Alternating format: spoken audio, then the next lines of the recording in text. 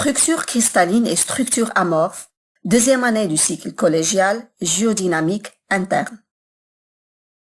On appelle cristallographie la science qui étudie la formation, la forme et les caractéristiques géométriques des cristaux.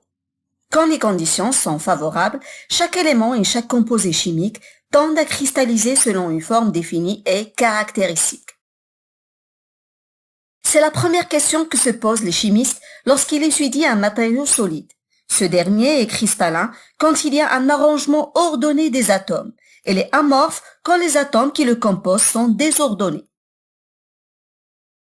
En chimie minérale, la vitesse est souvent synonyme de désordre, au laboratoire comme dans la nature. Ainsi, un magma qui s'échappe du cratère d'un volcan se refroidit très rapidement à la surface de la Terre. Les atomes qui le composent se figent d'une manière désordonnée et constituent un solide amorphe. En revanche, un magma qui remonte lentement vers la surface de la Terre se refroidit pendant plusieurs centaines de milliers d'années. Les atomes qu'il contient se mettent alors en ordre dans différentes phases solides, cristallines, appelées minéraux. L'assemblage de ces minéraux constitue les roches. Par exemple, le quartz, le mica et le feldspath constituent le granit. On peut simuler le phénomène de la cristallisation au laboratoire comme cette expérience de cristallisation spectaculaire. Dans un bécher, on met une solution de sulfate de cuivre connue par sa couleur bleu turquoise. Plusieurs semaines après, l'eau s'était évaporée et il restait dans le fond du récipient de beaux cristaux bien formés de sulfate de cuivre. La vanilline aussi permet de modéliser la fusion de cristaux, ainsi que la cristallisation des roches volcaniques.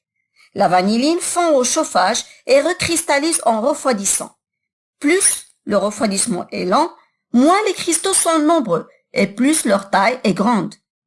Sans danger, cette manipulation est tout aussi spectaculaire que la cristallisation du soufre qui dégage des vapeurs toxiques au chauffage.